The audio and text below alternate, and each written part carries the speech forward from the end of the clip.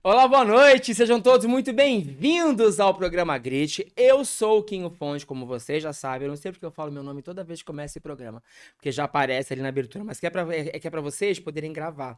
Eu já peço desculpas que eu estou meio sem voz. Acabei de sair aí de não sei nem o que teve, tá? Mas durante o programa, vocês vão sentir que a minha voz ela vai falhando, mas eu não vim aqui pra falar, eu vim aqui para ouvir. E eu já quero agradecer você que tá aí no YouTube, no nosso Facebook, deixa sua mensagem, hoje o tema vai ser interessantíssimo, eu garanto pra vocês. Se não for, vocês podem pedir o dinheiro de vocês de volta, a gente não cobra nada, tá, Roberto? Só pra você saber.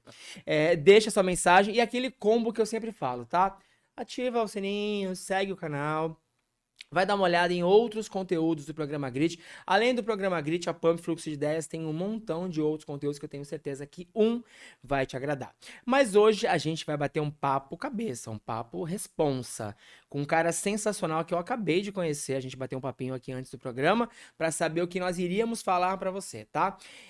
Ele é professor, ele é psicólogo, ele é doutor em psicologia e mais um montão de coisa que a gente vai descobrir ao longo da conversa com Roberto Banaco. É isso? Falei certo? Isso aí, falou certo. Gente, É isso aí. obrigado pela sua Prazer presença. estar aqui. Ah, prazer é todo meu. Eu já falei pra você que a gente vai conversando, né? Que é um tema que eu entendo zero, mas você, eu não sei se dizer especializado em análise de comportamento, tá certo? Você pode falar sim, mas na verdade a gente segue uma abordagem dentro da psicologia. A Tá. psicologia tem várias abordagens, né? Freudiana, Jungiana e daí por diante. Eu sigo a abordagem da análise do comportamento. Tá, antes da gente começar a falar sobre você, psicólogo, vamos entender como é que você vira psicólogo, né? Como é que lá atrás, por exemplo, quando você era criança, você brincava do quê? Eu brincava de desenhista publicitário. Eu queria ser desenhista publicitário. Como assim, gente? Explica.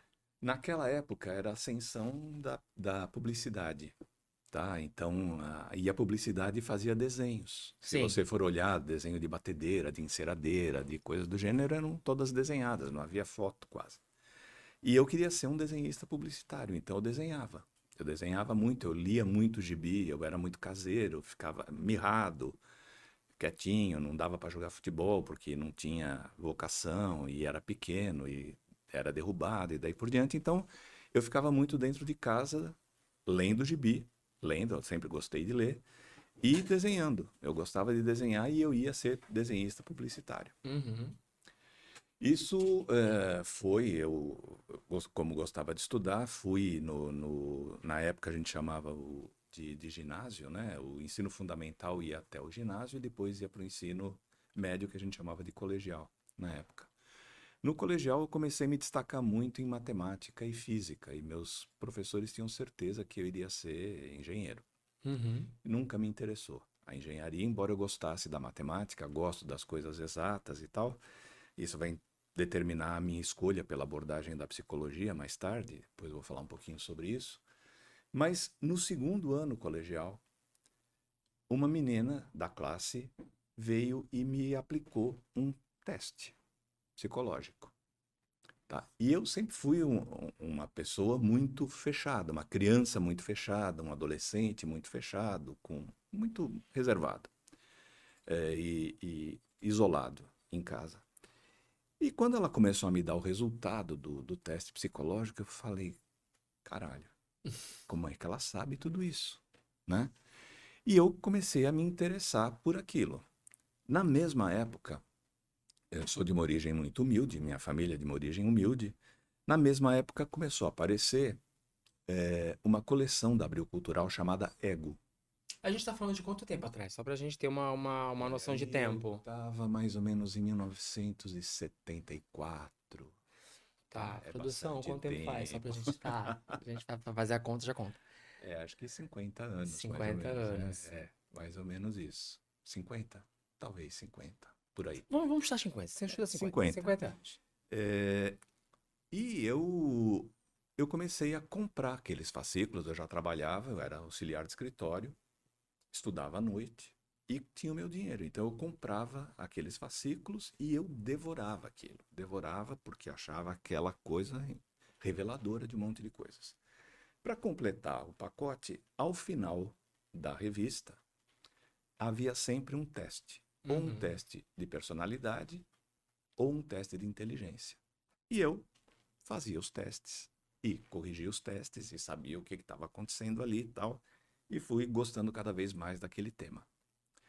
Quando eu fui prestar psicologia, eu tenho uma prima, até hoje, minha amigona e um modelo para mim, uma amiga que era bióloga. Era não, ela é bióloga. E eu a ajudava a fazer as coisas das pesquisas dela. Ela tinha medidas que ela fazia de folhas, ela era botanóloga, hoje ela é mais ecologista, mas ela era botanóloga na época, então ela tinha as medidas das folhas que ela coletava no cerrado, aqui, ali, acolá, e eu ajudava a fazer contas, eu era bom de conta, ajudava a fazer essas coisas. Quando eu falei para ela que eu ia ser psicóloga, ela falou: psicólogo? Psicologia é a ciência do bom senso. E eu fiquei com aquele aqui na garganta, né? Falei, porra, acho que ela tem razão, né? Porque afinal de contas a coisa, perto de uma ciência tal qual a biologia, não era tão grande. Mas aí eu fui pro vestibular. Fui pro vestibular para fazer psicologia. E eu fiz na USP e fiz na PUC. Os dois vestibulares que eu prestei. Na USP eu tinha prestado em Ribeirão Preto. Eu queria sair de casa, queria muito sair de casa, então eu prestei em Ribeirão Preto. Eu sou de São Paulo. E aí eu passei em Ribeirão Preto.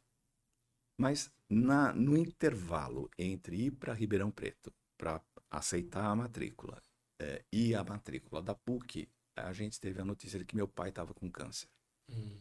Então não daria mais para eu ir para Ribeirão Preto, porque não daria para parar de trabalhar, enfim, tinha uma série de coisas. Mas eu tinha certeza que eu tinha entrado na PUC. Certeza absoluta, porque um dos exames que havia na PUC era um exame psicotécnico. E que de 96 questões eu acertei 92. Porque eu tinha estudado tudo Sensacional. aquilo. Então eu tinha certeza que eu tinha entrado, né? E não me arrependi, né? Entrei, fiz psicologia, é a minha paixão da vida desde que eu entrei, desde essa época. E não consigo me ver fazendo outra coisa. Adoro o que eu faço, trabalho para burro, mas para burro, muito, muito, muito feliz da vida. É muito legal, primeiro, saber o caminho que você percorre, a gente pincelou ele, porque as pessoas que vêm aqui, seja qual seja o tema, a gente sempre gosta de contar como é que a pessoa chega aqui, como é que vem até aqui. Porque, até para que as pessoas em casa tenham uma noção de que elas veem você hoje, por exemplo, mas é importante saber mais ou menos o que você fez para chegar aqui, para Uhum, entender que não é fácil a caminhada. Você falou que você ama o que você faz. sim. Você faz isso há 41 anos. 41 anos de formado, né? E é muito importante, assim, ver alguém 41 anos depois dizer que faz com muito tesão essas coisas. Alguém te disse que você tem voz de psicólogo? Né? Olha lá, você tá falando e eu tô lembrando do meu psicólogo. Você tem Sei. uma voz, você passa informações, tem uma voz calma, serena. Eu devo ter aprendido direito. Nasceu pra isso. Você acha que você explicou o porquê que você foi ali, mas eu não sei se eu devo perguntar se você se arrependeu em algum momento, porque lidar com gente não é fácil. Não, nunca me arrependi. Nunca, nunca. Na época, quando eu falei para o meu pai, né? Falei para minha prima, ela falou isso, ciência do bom senso, né? E aí fui descobrir depois que não era, que era uma ciência de fato, né? Mas quando eu falei com meu pai, ele já falava para mim, né? Você pode ser o que você quiser, menos contador que era o que ele era, Uhum. tá? Então ele odiava o que ele fazia. Mas quando eu falei que ia ser psicólogo, ele falou, filho, você vai morrer de fome. Porque na época, primeiro, não havia quase homem que fizesse psicologia. Era a maior, grande maioria era mulher. Pra você ter ideia, quando eu entrei na PUC, eram 160 vagas, eu entrei, havia 5 homens. O resto eram todas Nossa. mulheres. Mas depois, no meio do curso, foram chegando outras pessoas de outros lugares, mas o grosso ali, a gente até fez um encontro aí há 2 semanas atrás, um grupo de pessoas daquela época. Aí a maior parte do que estava no encontro eram os homens. Mas aí, quando meu pai falou isso, né, falou, você vai morrer de fome, e eu falava, mas é o que eu quero fazer isso. Eu te falei que eu era bastante tímido e Sim, muito reservado. reservado. Mas eu tinha amigos, óbvio que eu tinha amigos. E eu era um bom ouvinte, os amigos me procuravam, né? Então, no grupo, eu sumia. Mas quando eles tinham qualquer problema com pai, com mãe, com escola, com não sei quem, com namorada, eles vinham falar comigo. E eu escutava, porque eu não sabia Uhum. falar nada, né?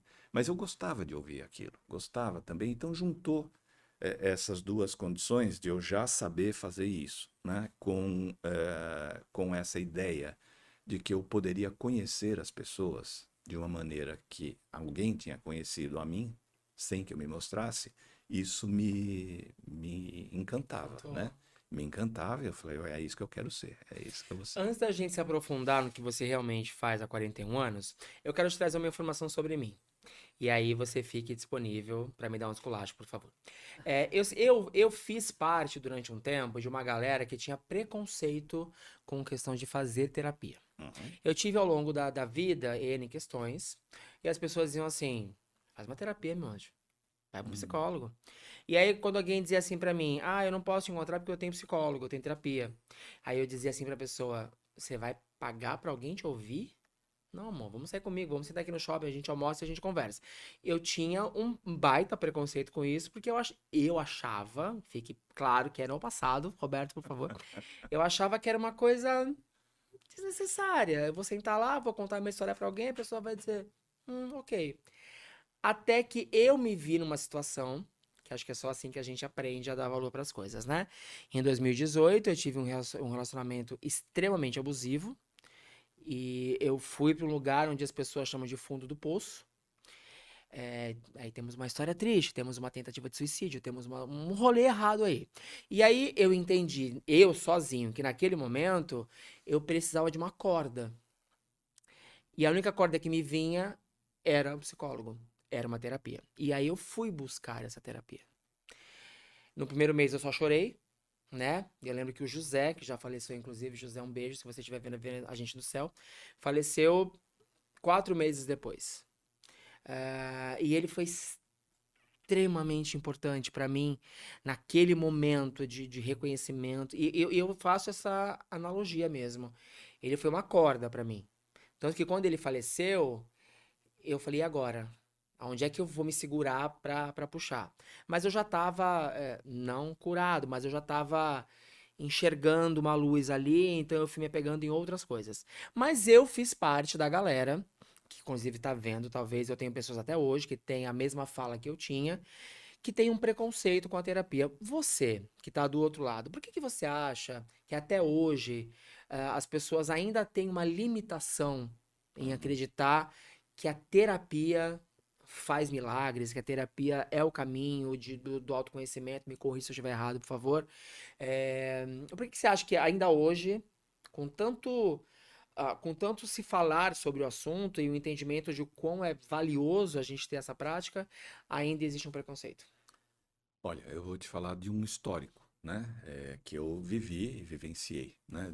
Desde que eu me formei, eu tive professores que falavam que terapia era uma bobagem. Pra você ter uma ideia, professores de Professores? psicologia.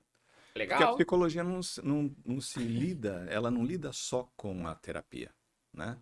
Ela lida com a educação, ela lida com a hospitalização, ela lida com psicologia do trânsito, ela lida com N questões, né, do humano. Qualquer questão do humano, a psicologia pode ser invocada, né? Com problemas de desenvolvimento e daí por diante. Na época, os psicólogos, especialmente os clínicos, lidavam muito com as patologias graves do comportamento, né? Porque as pessoas não tinham. É um trabalho caro, quer queira, quer não queira, é um trabalho caro.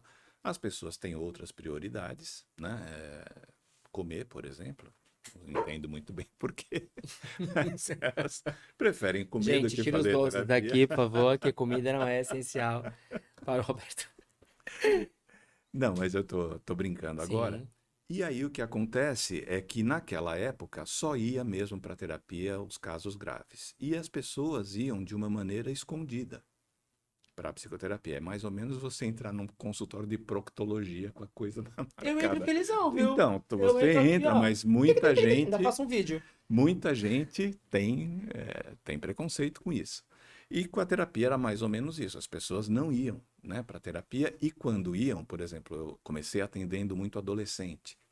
E eles não falavam que vinham para terapia, eles falavam que vinham para aula. E ok, estava tudo certo, vinha para aula. Com o tempo, a mídia, as novelas começaram a representar o psicólogo ainda de uma maneira ridícula, algumas vezes Estereotipada demais. estereotipada e daí por diante, mas tudo isso foi fazendo e a psicologia começou de fato a mostrar que veio, né?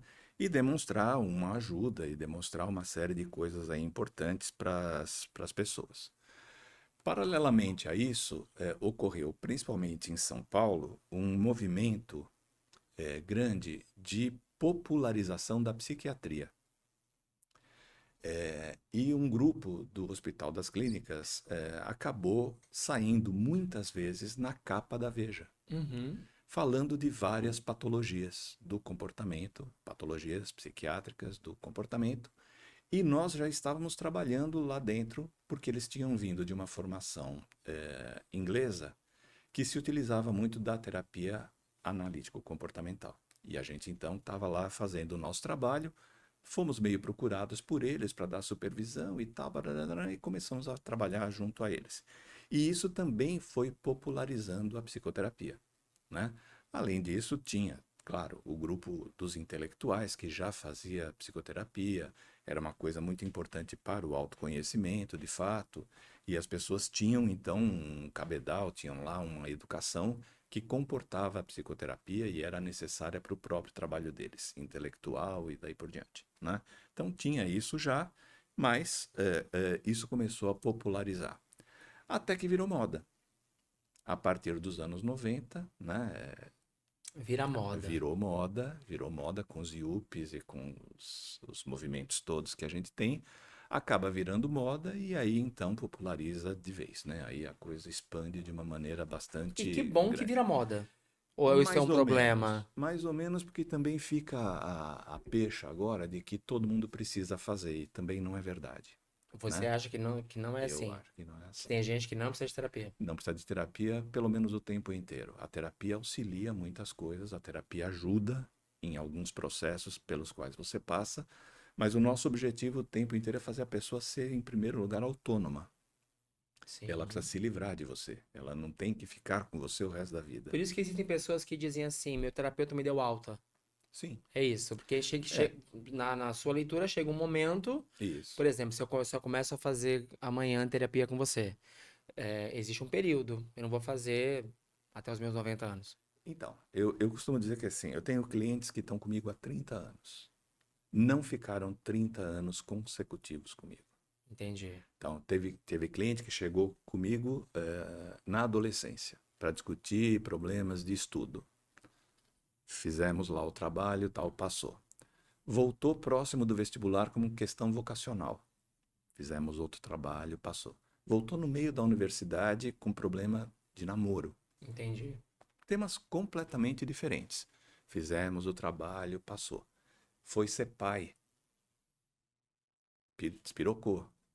Fizemos o trabalho, passou. O filho começou a ter problemas na escola, voltou Entendi. para terapia. Então, Cada um dos processos, você as pode até chamar de pessoas independentes, mas eu têm. conheci a pessoa, Entendi. né? Mas ela não ficou comigo 30 anos. Entendi. Não, eu acho que é importante dizer porque acho que entenda, gente, o que a gente está falando aqui é sobre a visão do Sim, Roberto claro. e eu tô trazendo as minhas dúvidas, não significa que seja verdade absoluta, Exatamente. tá? Eu gosto de deixar claro isso para depois a pessoa não dizer, ah, mas eu penso diferente, tá tudo Então, certo, ok, tudo certo. tá? Porque eu vejo que tem algumas pessoas que levantam muito a bandeira de que é obrigatório, que Não. sem terapia você não consegue viver.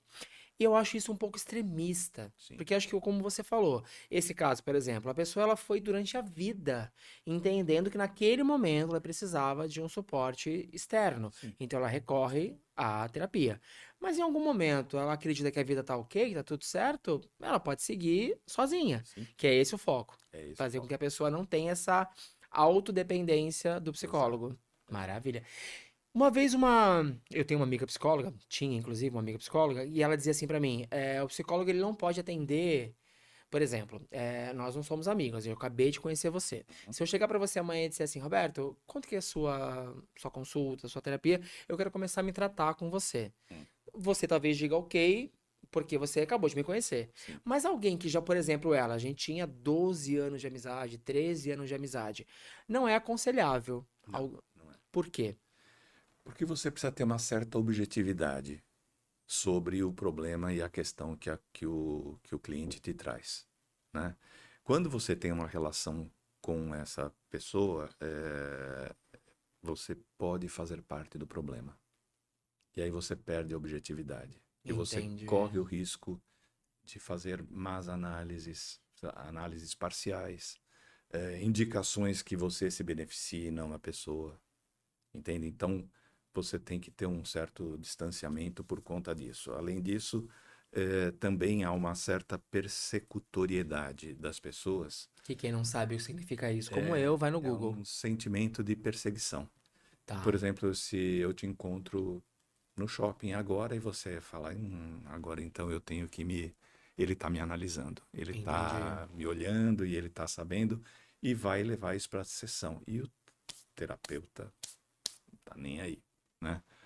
Brinquei com você agora há pouco que a gente não trabalha de graça, né? Então a Sim. gente não faz análise De quando não é graça. e nem quando não é pedido. Sim. Então muita gente pergunta para mim, mas você não vê problemas? Eu falo, vejo como um ortopedista. Ele olha e fala, nossa, ali tem uma escoliose, mas ele não sai tratando a escoliose, né? Tudo bom, Então, senhora? Eu tô aqui com um diagnóstico pra você no meio do pois é, shopping. Tô analisando de costas. isso. Entendi. Então, é claro que tem horas que você olha alguma coisa e você tem uma opinião sobre aquilo, né, profissional, mas você não passou, né? Vamos comer o McDonald's, Mas, tá tudo certo. mas eu acho que isso, Roberto, é em qualquer profissão. Por exemplo, eu tenho um amigo que é cabeleireiro. Sim, Em algum momento eu acho que ele tá olhando pras pessoas e automaticamente analisando. Eu tenho uma agência de casting para publicidade. Então eu trabalho com atores, atrizes e perfis variados de publicidade.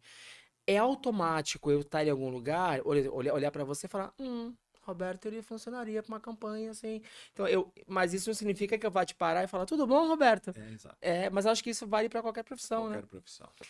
Eu separei algumas. Eu fui vendo algumas coisas suas, inclusive.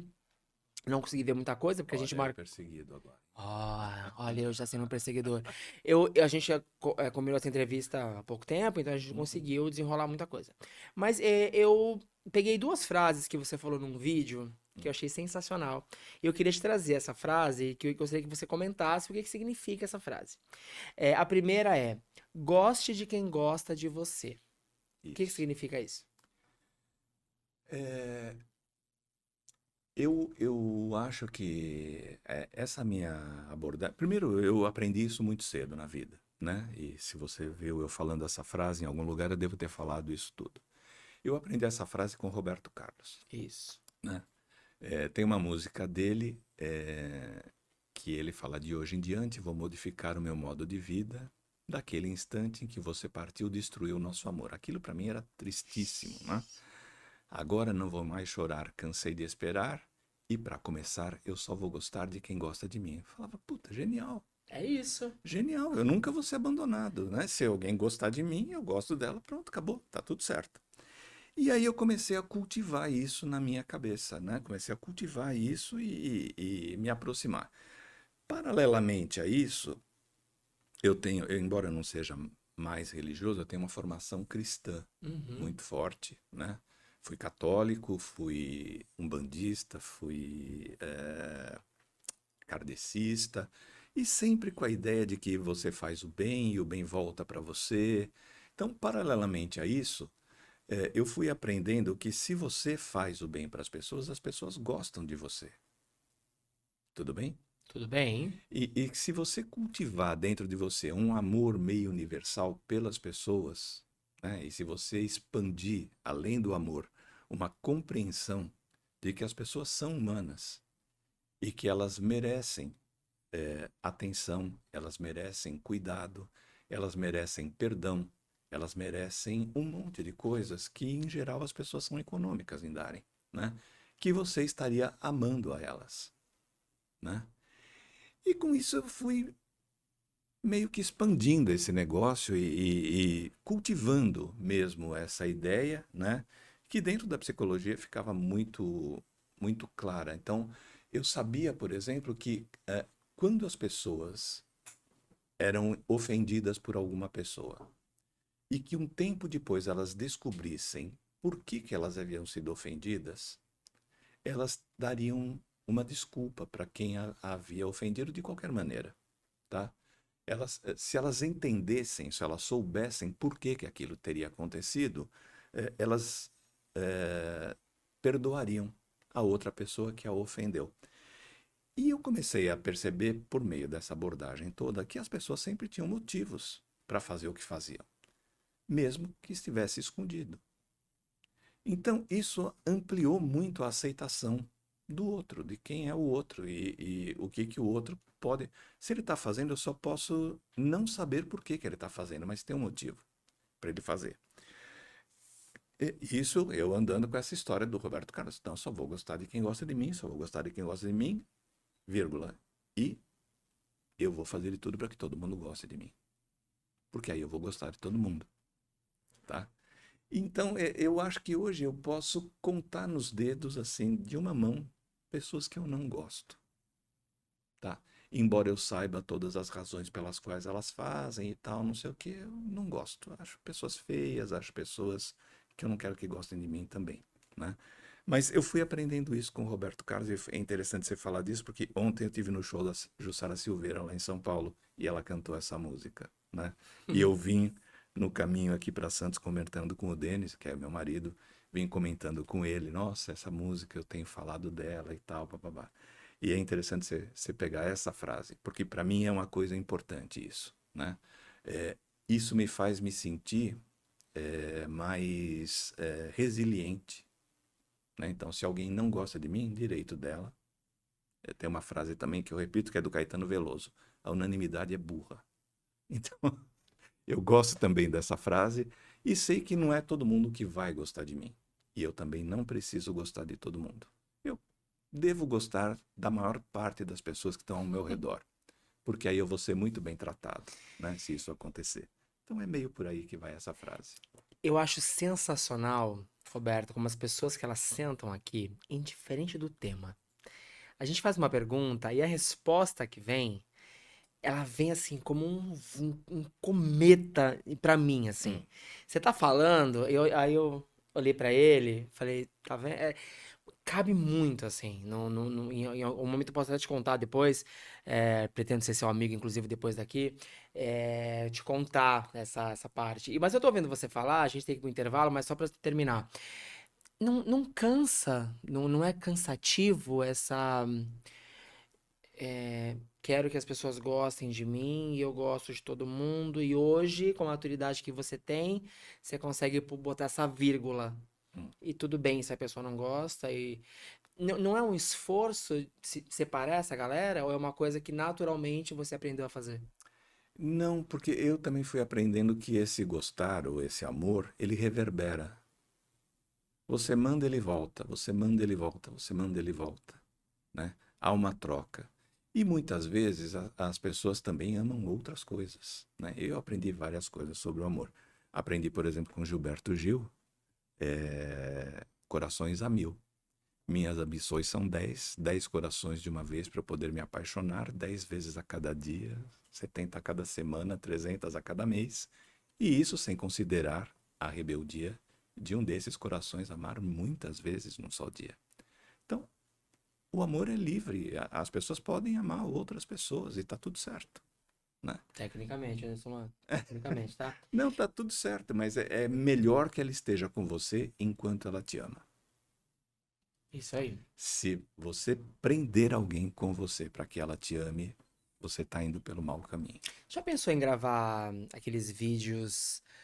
Porque você fala, você tem uma voz gostosa de ouvir, e você fala com propriedade, por exemplo, sobre o amor. Hum. Então você tá falando, tanto que assim, eu não tenho coragem de te interromper.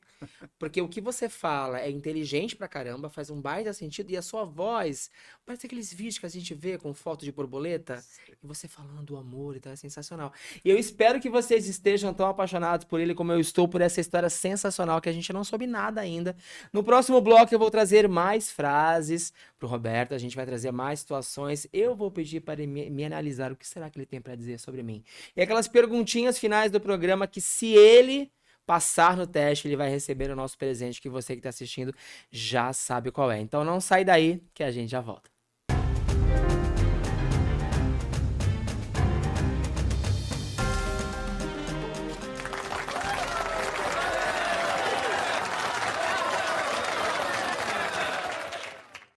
Olá, tudo bem? Esse recado é para você que é apresentador, que é comunicador e que tem um canal no YouTube. A Pump está querendo o seu projeto aqui na nossa grade. Tem um montão de apresentador e um montão de conteúdo que eu tenho certeza que você vai amar. Então olha só, pega esse e-mail, pega esse telefone, chama a gente, fala qual é o seu conteúdo e vem pra cá pra Pump que eu tenho certeza que você vai adorar.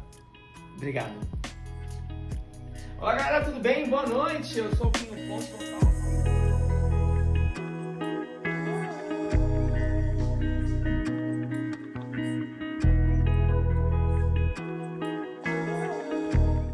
Eu tô aqui pra contar uma coisa pra você. Você tem um produto, tem uma marca, quer anunciar ele aqui no programa Grit? É super fácil. Entre em contato com a gente através desse e-mail que o seu produto pode aparecer aqui no nosso intervalo. Mas olha só, não é só no programa Grit, viu? A Pump tem um montão de conteúdos diferentes onde você pode trazer o seu produto para ser anunciado aqui. Ficou interessado? Entre em contato com a gente e saiba como.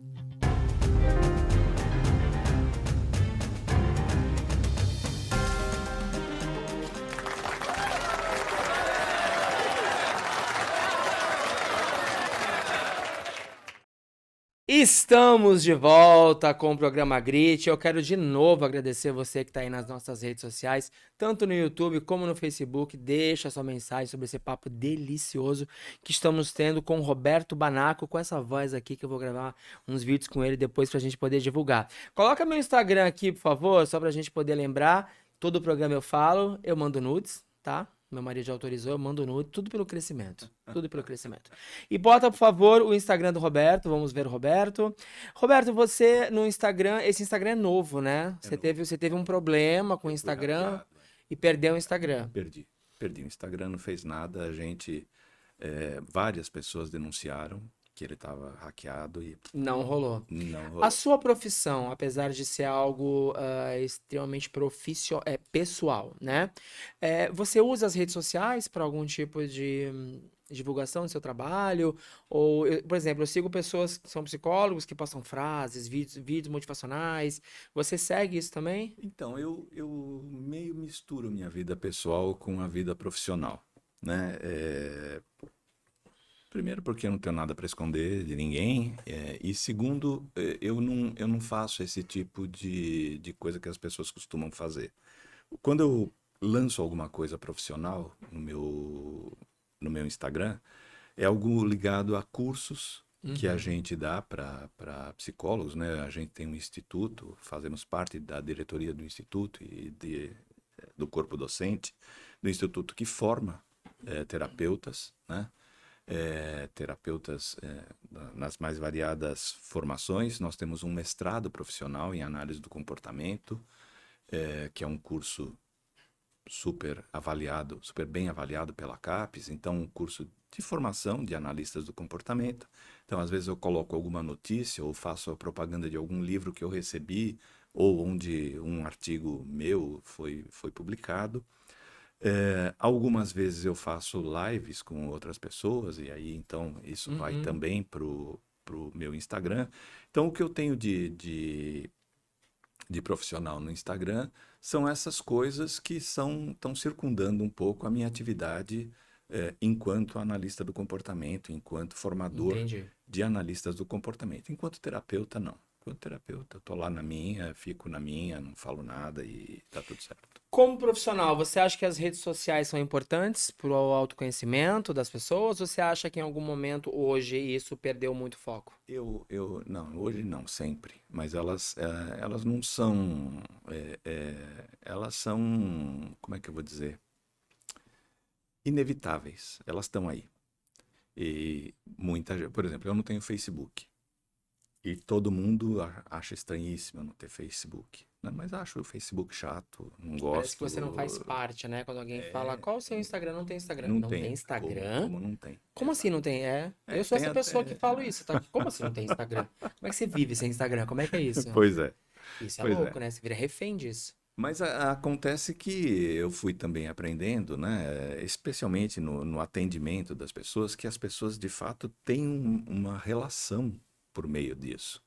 E interpretam, tem toda uma comunicação que se dá por meio. Então, eu tenho uma cliente, por exemplo, que falava assim: Ah, imagina, o cara olhou e ele foi até a minha 10ª foto. Ele curtiu a 10ª foto. Isso quer dizer diferente de quando ele curte a primeira foto das 10 que eu coloco. Tem outro significado? É outro significado. E eu fui aprendendo que ali havia uma comunicação entre as pessoas. É um jeito de se comunicar, né? Nem sempre bom, nem sempre gostoso, né? A gente mesmo passou por um certo cancelamento ali, um Uhum. assunto meio complicado, e aí foi sofrido, foi uma época muito sofrida para gente, mas é inevitável, né? É inevitável que você tenha esse contato, então a gente tem que saber lidar com ela. A gente passou por um período muito difícil e que acho que ninguém em algum momento imaginou que haveríamos uma pandemia, né? Há 2 anos atrás, né? A gente ainda tá na pandemia, mas hoje muito mais branda. Mas tivemos um momento onde muita gente faleceu, muita gente perdeu emprego, muita gente. Enfim, houve uma catástrofe física, emocional, enfim, que ninguém esperava. Na sua leitura, como é que você acha que a gente e quando eu digo a gente, talvez de uma opinião mais geral, Uhum. passou por isso. Porque eu costumo dizer que teve gente que não aprendeu nada com a pandemia. Não sei se é certo ou errado eu fazer esse julgamento. Porque eu vejo gente que ressignifica muita coisa, inclusive os relacionamentos, né? Sejam eles familiares, amizades e tudo mais. Mas tem gente que não. Tem gente que parece que o coração ficou mais peludo e não aprendeu nada com essa lição que a gente foi obrigado a ter. Como é que é a tua visão desse, quando eu digo pós-pandemia, parece que acabou, mas assim, esse período crítico que a gente viveu, como é que você analisa as pessoas depois disso? Então, olha só, a gente não tem esse conceito de não aprendeu nada, né? As pessoas sempre aprendem alguma coisa, né? O aprendizado para nós, a aprendizagem para nós é a mesma coisa que a evolução. Uhum. Ela nem sempre é melhor. Transformação. A evolução ou a aprendizagem é só uma transformação. E as pessoas aprendem coisas que são valorizadas e coisas que podem ser desvalorizadas, coisas que vão para o bem dela e coisas que vão para o mal dela. Mas elas aprendem, tá? Quando começou a pintar a pandemia, eu comecei a prever, por conta de uma série de lentes que a gente coloca dentro da abordagem nos nossos olhos. Falei para você ali atrás que são os modelos experimentais, né? A gente Uhum. tem uma série de modelos em que a gente estuda as patologias e as condições que vão determinar patologias. Então, quando começou a pandemia, eu me lembrei de alguns modelos. Um modelo principal e primário, né, logo de cara, era um modelo de ansiedade, tá? Em que quando tem... Você quer falar? Não, Ah, tá. eu olhei a ansiedade, eu levantei aqui, porque eu Tá. tô nesse grupo já aí, já tô aqui o primeiro. Isso. Nesse modelo de ansiedade, o que que as pessoas aprendem? Que perante um sinal de alguma coisa muito ruim, elas paralisam. Tudo bem? Tudo certo. Quando elas paralisam, elas param de produzir aquilo que elas precisam. E elas aguentam um tempo com isso. Mas se esse sinal dura muito tempo e a coisa ruim não vem, elas começam a fazer as coisas para coletar aquilo que elas precisam. E foi exatamente o que começou a acontecer durante a pandemia. No primeiro momento, todo mundo se resguardou, ficou paradinho e tal, não sei o quê. Aconteceu coisa ruim, morreu gente, enfim, tal, mas aí elas passaram a sair e começaram a fazer o que elas faziam antes. Algumas vezes já sem máscara, algumas vezes negando coisas Uhum. e foram fazendo o que fizeram. Não sem ansiedade. A ansiedade está lá. Tudo bem? Porque a ameaça continua lá presente o tempo inteiro.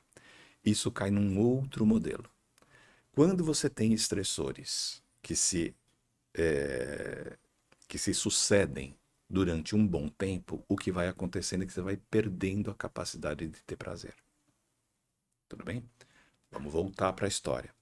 Começou a pandemia, todo mundo foi para a varanda e cantou, tocou, foi para a cozinha, foi fazer altos pratos, foi fazer não sei o quê. Sim. Com o tempo, quem cantava já não tem mais tesão em cantar, quem tocava toca mais ou menos, quem fazia altos pratos acha um saco. E o que começou a acontecer também com quem não transava, achava que quem estava junto transava horrores, não transou. Nunca teve tanto casamento desfeito e relação desfeita quanto na pandemia.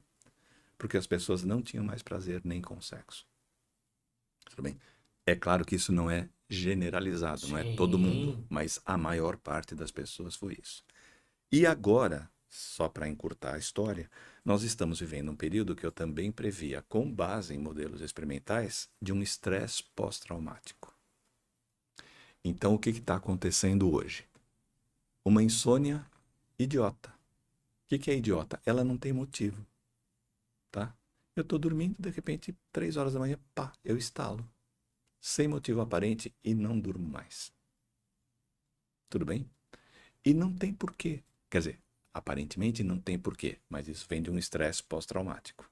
A pandemia foi o estresse, foi o trauma, e agora eu estou vivendo um estresse pós-traumático. Ou algumas pessoas que falam para mim, Roberto, eu fui para uma reunião executiva e de repente, do nada, eu tinha que sair da reunião para chorar. Eu tinha vontade de chorar. E eu não estou entendendo por que está acontecendo isso. Estresse pós-traumático. Tudo bem? Coisas que eu não tive controle, não tive como ter controle. Vivi uma ameaça enorme, tá? Vivi um desconforto enorme que agora passou. Tudo bem? Então, ali eu consegui responder, eu consegui fazer, eu consegui tirar leite de pedra. Agora vem os resultados, tá? Isso tudo a psicologia me conta. Isso tudo, e eu previa isso, não porque eu sou bom, mas porque a psicologia é boa, Uhum. né? A psicologia conta que esses processos vão acontecer. E eu falava para os meus alunos, te prepara, porque vai ter muito estresse pós-traumático, vai ter muita ansiedade, vai ter muita insônia, vai ter muita coisa. E tem. Vai ter muita falta de prazer. As pessoas perderam a esperança. E não estão mais ligando, sabe? Futuro, vai acontecer aí. Porque vivenciaram um período muito grande de perda de controle. Uhum. Tudo bem? E aprenderam que elas não têm controle sobre a vida.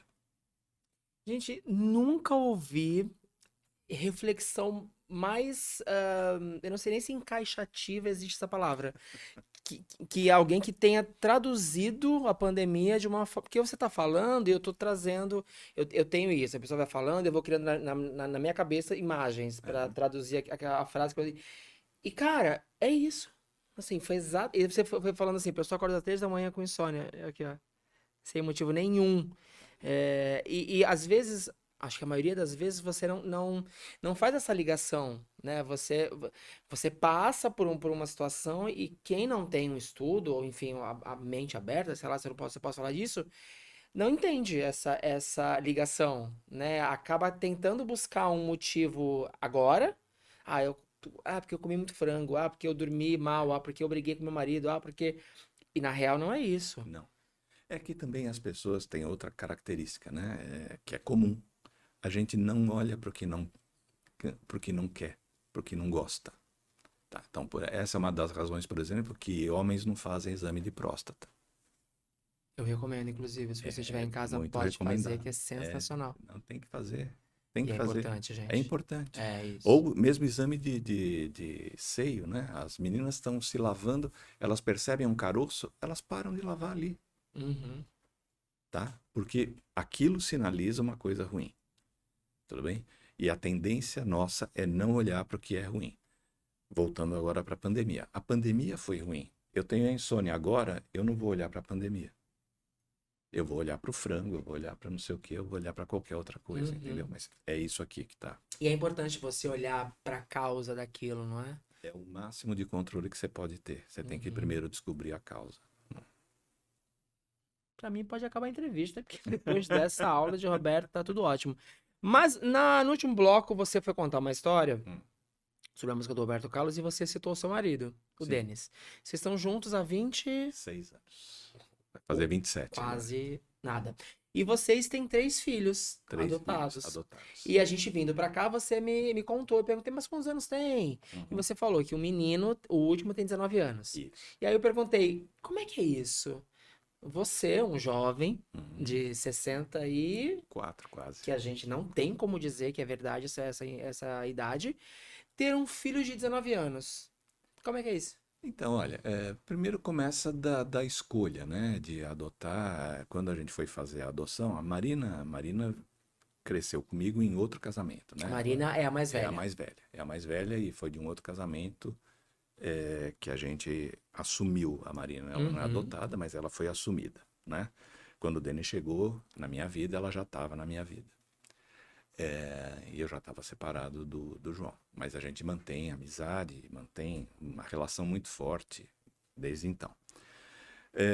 Quando a gente começou a discutir a adoção de alguém, né, a gente queria adotar uma criança, né? E eu falei para o Denis, eu estava com quase 55 anos na época, e eu falei para ele, Denis, ou a gente adota agora, ou eu não adoto mais, porque eu vou ser avô da criança, Sim. né? E não é legal, enfim, ele tem 12 anos a menos que eu. Para ele ainda tinha sentido, para mim não tinha. E aí a gente foi adotar. Quando nós fomos adotar, a gente colocou lá, a gente quer uma criança de até 5 anos de idade e se ela tiver um irmão ou uma irmã de até 3, nós adotamos os dois. Colocamos lá. Aliás, o processo de adoção foi uma das coisas mais geniais pelas quais a gente passou, né? Hiper cuidadoso, especialmente com as crianças, mas não deixou de ser cuidadoso conosco. Uhum. Muita entrevista, muito escrutínio, muita conversa, junto, separado, enfim, respeitoso o tempo inteiro, foi muito legal. E aí, quando a gente foi de fato adotar, a gente passou por um curso com a juíza, a doutora Dora. Quando a gente passou pelo curso com ela chamou a gente para assistir um vídeo de um abrigo em que havia crianças mais velhas para serem adotadas, o que eles chamam de adoção tardia. E a gente se encantou com 2 meninos, né? O Adriano e o Mauro, tá? E que nem são irmãos, um tinha 14, outro tinha 9 quando começou o processo, e a gente, encantado com os dois, resolvemos levá-los, né? Então, levá-los, imagina, convidá-los, porque na verdade nessa idade eles já podem também dizer se querem ou não vir com a gente. E aí entramos no processo para adotar os dois, mas eu já sabia que eu ia ser avô. Do Mauro eu já sabia que eu ia ser avô. Do Adriano nem tanto, porque já tinha 14 anos, né? Então eu tinha uma diferença de idade de uns 40 anos mais ou menos, só. Mas do Mauro já era bem mais, né? Já era 50 e tantos anos. Mas é assim, você tem que assumir a tarefa do pai, né? Que é um formador, que é um aconselhador, é alguém que segue, que nem tem aquela imagem, sabe, também da Igreja Católica, que é aquela ponte toda esfarrapada e as crianças andando e o anjo da guarda ali, né? Tentando dar autonomia para que eles andem e ao mesmo tempo, se acontecer alguma coisa, você carrega, né? Mas tem as dificuldades quaisquer de ser pai. Você contou no início da entrevista que os seus amigos, quando você era mais novo, eles te procuravam quando tinham algum problema. Seus filhos fazem isso com você? Eles conseguem separar o pai do psicólogo? Bom, o pai do psicólogo é fácil, né? O pai é quando eles precisam de dinheiro. Então, Se não é Beto. Se Tá, não for, pai é só quando precisa de dinheiro. entendi. Mas ele te procura quando tem alguma questão? Eles procuram e só para vocês terem ideia, né? A Marina é psicóloga e o Sensacional. Adriano é psicólogo. Gente, vocês trocam figurinhas? Ah, sim, o tempo inteiro. Maravilhoso. O Uma tempo casa de inteiro. 3 psicólogos. 4, que o Denis tá morrendo. Ah, é? Você fala. Gente, imagina um jantar dessa galera. É um simpósio. É Mentira, tipo, mentira, é não uma é. reunião Não é, ali. pelo contrário. Pelo contrário, a gente fala pouco de psicologia e quando vai falar de psicologia, a gente combina horários para falar. Tá, porque senão vira um Senão simpósio vira um mesmo. simpósio, senão Que vira um simpósio. maravilha. Ó, a gente tá, já a plaquinha já foi levantada ali, Tá. né? Mas eu não tô nem aí, porque quem manda aqui no programa somos nós. Eu separei 3 frases, eu queria colocar essas frases na tela e de uma forma objetiva eu queria que você me dissesse o que que significa aquilo. O Tá. que que, pra gente traduzir para as pessoas que estão em casa, Tá bom. tá? Produção, primeira frase, por favor. A zona de conforto é um lugar delicioso, mas nada acontece lá. Por quê? É, porque, olha, isso eu costumo falar também de. As pessoas, quando procuram uma relação, elas procuram uma relação que seja estável, equilibrada, né? E essa é a zona de conforto. A zona de conforto, o que que acontece nela? Nada, né? Ela é tépida, ela é morna, né? E as variações são muito pequenas. E nisso eu estou em conforto. Nada acontece ali. Uhum. É diferente de uma situação de paixão. Na paixão eu sou jogado lá em cima no êxtase e sou jogado na desgraça, né? E fico naquele vai e volta. Então tudo acontece ali numa situação de paixão. A situação do amor, ela é tépida, ela é confortável. O que acontece no sofá? Nada. Uhum. Nada me incomoda, tudo me acomoda, né? E eu tô ali. Então é isso que significa essa frase. A zona de conforto é uma situação em que não acontece nada, tá? E como não acontece nada, se você quiser levar para outra área, numa zona de conforto você não cresce, Sim. só para os lados, né? Exatamente. E que imensa. Não, mas eu super concordo com você. É que essa frase eu peguei porque eu escuto isso durante a vida. Tem que sair da zona de conforto, a zona de Isso. conforto, zona de conforto. E eu achei legal trazer pra você Então, é que explicar o que significava isso. desculpa Pode te falar, por cortar, favor. mas algumas vezes as pessoas acham que estão na zona de conforto, mas na verdade elas não pagam o preço da mudança. Opa. E elas, então, têm uma série de subterfúgios, uma série de fugas daquela zona de conforto. Elas podem beber, elas podem se drogar, elas podem ser medicadas para aguentar o que parece ser uma zona de conforto, mas ela não é, tá? Então, ali não acontece nada e ela não aprende nada, tá? Então, ela dá um jeito de aguentar ficando ali, achando que está numa zona de conforto. Então, muitas vezes eu uso essa frase para falar disso. Numa zona de conforto não acontece nada. Então, a primeira coisa que as terapias mais modernas fazem hoje em dia, a primeira coisa que tem que fazer é olhar para aquilo que te incomoda, de verdade, tá? É a primeira coisa que tem que saber. E a partir disso ter um compromisso com a mudança. Sim. Tudo bem? É sair da zona de conforto, porque ela não é uma zona de conforto. Entendeu, né, gente? Então, esse papo de zona de conforto tá por fora. Vamos levantar e movimentar a vida. Próxima frase. Use a dor como uma pedra em seu caminho, não como uma área para acampar. É... Olha só, tem muitas coisas para a gente falar aí, né? Uma pedra no seu caminho sempre vai ocorrer, né? E aí você pode fazer uma série de coisas com ela. Tem gente que procura a pedra filosofal e tenta transformar tudo em ouro, né? E carrega as coisas porque pode ser que um dia vire ouro. E às vezes ela é só uma pedra e não vai virar nada. Então precisa ser um lugar, tem também a ver com a zona de conforto. Eu às vezes tenho que tirar a pedra para sentir o conforto, né? Então a gente vai ter sempre uma condição de buscar a zona de conforto e sair da zona de conforto. Isso faz a gente crescer, tá? Porque o mundo não para, né? O mundo não para e ele vai tirando você necessariamente da zona de conforto. Nós procuramos sempre a homeostase, é sempre esse estado de equilíbrio. Então, faz muito tempo que eu não como, eu vou começar a ter sensações que me fazem sair para comer. faz muito tempo que eu não durmo, eu vou procurar um lugar para descansar. Então, isso acontece com o tempo e acontece com o mundo. Então, tem horas que está muito quente, eu tenho que tirar roupa, tem horas que está muito frio, eu tenho que botar roupa, tá? Então, essas são as pedras que a gente vai encontrando e eu tenho que ter capacidade de me acomodar ali dentro daquele ambiente. Ou tirando a pedra, tá? Ou tentando dar um jeito de desviar da pedra, ou guardando a pedra para alguma outra coisa que eu queira fazer, né? É engraçado você falar disto, porque a minha família lá em Portugal, ela vive numa aldeia chamada Rocamonde, que significa as casas são todas feitas de pedra, das pedras do lugar. Então tem a encosta da montanha e a casa é feita com as pedras do lugar ali. E aí você faz uma frase como essa, inevitável lembrar que a minha família acampou a partir das pedras. Segundo o link já, hein? Já te falei da Pois música que você é, veio pois ouvindo, falei é. da pedra que é a família, mas uma a gente pode pedir música no Fantástico. Última frase, por favor, que a plaquinha já levantou ali. Antes de diagnosticar a si mesmo com depressão ou baixa autoestima, primeiro tenha certeza que você não está de fato cercado por idiotas. Foi aquilo que eu falei pra você na nossa conversa.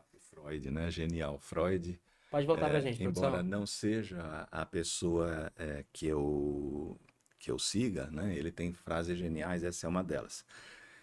Ela tem a ver com aquilo que eu falava para você de fazer todo mundo gostar de você, né? Quanto menos gente gostar de você, mais a sua vida vai ser árdua, não é? Mais ela vai ser complicada.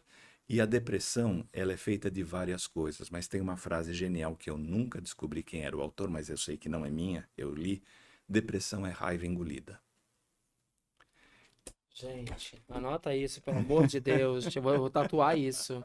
Porque você falou, fez plim. É isso. Então, uma pessoa deprimida, ela com certeza é uma pessoa recheada de raiva que ela não pode pôr para fora. E isso significa que tem muita gente que fez ela passar raiva. Esses são os idiotas. Tô repleto de idiotas, tá? Queria só dizer pra vocês que essa frase caiu como uma luva. Roberto trouxe pra mim uma nova vertente da minha vida. Você sabe que eu passaria muito tempo conversando com Eu você. adoro. O que você traz, o que você trouxe pra gente hoje, eu não vou falar porque a gente tá gravando, tá? É muito enriquecedor. Primeiro porque você fala muito bem, você traz o assunto de uma forma amável, né? Todas as coisas que você pincelou sobre a vida que você tem foram extremamente importantes pra mim. E acredito que pro pessoal que tá aqui assistindo e pro pessoal que tá em casa. E eu acho que essa é a pegada do programa, como eu te falei, trazer pessoas com conteúdo e que tenham algo a somar. Eu quero assistir essa, desculpa, entrevista daqui a 10 anos e ter mesmo significado que teve, a mesma importância. Mas, como eu não sou Luciano Huck, meu programa tem apenas 1 hora, temos que encerrar o programa. Mas antes, é o seguinte, eu não vou esquecer esse programa. Temos um presente. Temos um presente. Mas esse presente, ele vem por merecimento. Não é assim, tipo, ganhou. Não, não é. Eu vou te fazer 4 perguntas que não tem a ver com a nossa dinâmica sobre psicologia. E aí, dependendo da sua resposta, a nossa produção, que hoje está em número menor, isso talvez seja bom para você, vai dizer se você merece ou não ganhar esse presente para a sua casa. Tá bom. Tá? Posso começar? Pode. Então é o seguinte, a primeira pergunta é assim. Você morreu amanhã. Faleceu. Que pena. Como é que você gostaria que as pessoas lembrassem de você? Quando alguém perguntasse assim, gente, o Roberto faleceu aqui, Roberto. Roberto, aquele que... Ai, Roberto é aquele que tentou abrir os caminhos para mim. Boa. Boa resposta. Eu dei risada agora, gargalhei na É. verdade, porque aquele teste que eu falei para você que me fez ir para psicologia passava por perguntas desse tipo, não eram Gente, essas. ó, terceira já, hein? Terceira. Gente, eu tô muito maravilhosa essa entrevista, que sensacional. Mas eu gostei da resposta. Acho que Tá. cabe. É uma frase curta, mas que tem um tamanho, uma representatividade gigante. Qual é um sonho que você ainda tem pra realizar? Pode ser profissional, pode ser pessoal. Ai, para realizar, eu queria ver muito meus filhos bem estabelecidos na vida. Eu gostaria que as nossas condições todas, econômicas, políticas e daí por diante, mudassem muito. E eu queria ter muita energia e muita força para poder operar sobre isso, mas eu não me sinto com tudo isso, mas eu queria muito ter. Bom, gosto desse sonho. Gosto. É, se você dorme hoje, dormiu. Acordou daqui a 100 anos. Com a mesma imagem que você tem hoje, tá? Aconteceu alguma merda aí, tomou um negócio que diferente, dormiu 100 anos. Qual é a primeira pergunta que você faz quando você acorda? Onde eu estou? E vou sair curioso para descobrir onde eu tô. Será que daqui a 100 anos tem carro Eu voando já? Não, eu queria saber. Eu Tem quero essa saber. galera? Então, não sei. Não sei se tem isso ou se não tem nada, né? Se só tem radiação por aí. Deixa eu ver, daqui a 100 eu tô com E se a gente 40? Tá, volta, legal, já não tô mais né? Se aqui. só tem as baratas vivas junto comigo, sei lá, né? O que Essa é pode uma ter sacanagem, acontecido, não é né? não? Mas, Se fosse mas eu ia perguntar, a primeira coisa é onde é que eu estou. Mas onde é que eu estou desse jeito? Eu quero que tinha naquela reconhecer. água da pump que eu tomei. Exatamente. E pra finalizar, recebeu a visita de um gênio. E ele falou assim: Roberto, você tem o direito de ser uma pessoa por um dia. Quem você seria e por quê? Mamma mia. Quem eu seria? Eu acho que eu seria o Skinner. Quem é Skinner? Skinner é o papa da minha abordagem. Por quê? Porque ele foi, na minha cabeça, o maior cientista da psicologia que já existiu. Ele tinha um entendimento do humano, para você ter uma ideia. Nos anos 40, ele já estava preocupado com a sociedade, porque ele via que ela estava indo em rota de colisão consigo própria. Então eu adoraria viver um dia na cabeça dele. Adoraria. Ia ser uma grande experiência. Gente, assim, o que vocês acham, produção? Vale o presente? Ó, Pedrinho colocou o dedo aqui.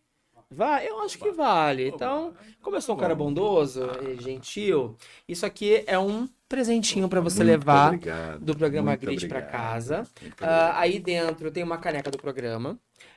Tem alguns cartões da Slice Pizza Bar, que é um patrocinador da gente. Então você vai com esse cartão. Lá eles vendem pizzas em pedaços grandes. E aí tem direito a 2 pedaços, se você quiser conhecer. Tá bom? E aí, pra terminar, você pode me fazer uma pergunta. Mas eu acho que eu fui bondoso com você. Então, assim, não pegue muito pesado, estamos ao vivo. Você tem direito a me fazer uma pergunta de qualquer cunho que você achar interessante. Então, é interessante, né? Eu tô te achando uma pessoa incrível, maravilhosa. É que você tá 1 hora comigo só. Então, provavelmente. Você também gosta de mim por Tem- causa da mesma razão. Tem uma frase assim: Deus te ama porque não convive com você. É tipo isso. Mas a pergunta acho que não é uma pergunta, é um pedido, né? Eu acho que o teu projeto com esse tipo de atividade que você está fazendo é extremamente importante. Então o pedido é continua fazendo isso, né? Que Continua gostoso. fazendo isso porque é uma ótima coisa. Você está informando as pessoas, você está dando voz para pessoas, então isso é um pedido. Eu não sei se eu tenho uma pergunta exatamente, mas assim, eu posso perguntar assim, como é que você pode fazer mais disso?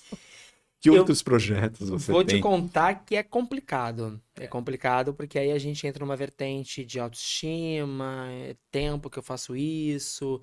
Então, estar à frente do programa Grit, conversar com pessoas, é uma coisa que eu já entendi que é o que eu sei fazer.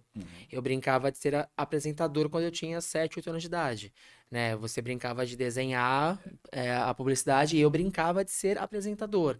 Então, na cabeça da criança, eu tinha uma plateia, eu tinha convidados, eu interagia com os convidados. Eu, apesar de ser o mais velho de 5 irmãos, eu fui criado pelos meus avós, eu não tinha amiguinho, então um amigo imaginário para mim era maravilhoso. Então eu cresci muito com essa certeza de que o que eu sei fazer é isso aqui. Só que aí a gente tem 12 anos de estrada, muita coisa aconteceu bacana, muita coisa ruim aconteceu.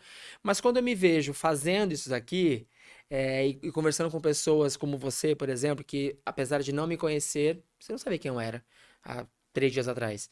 E você falou, não, vamos conversar.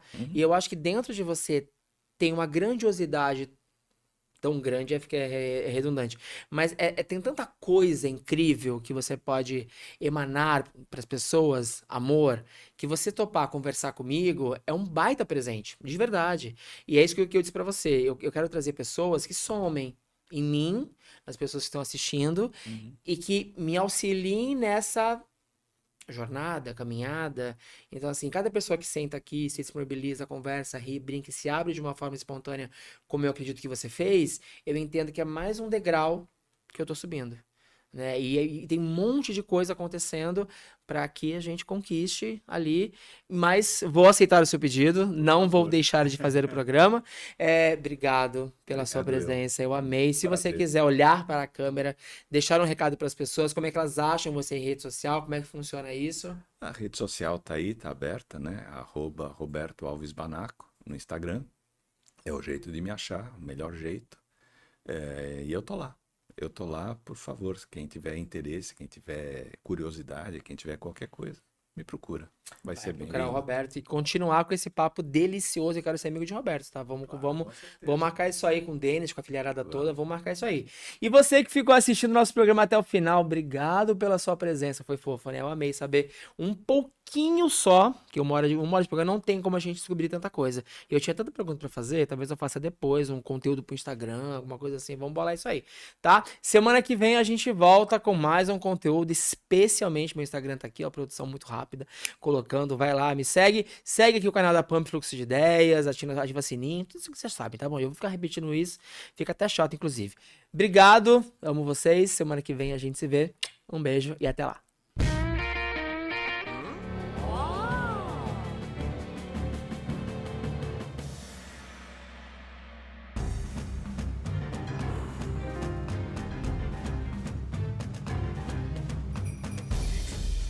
Shit!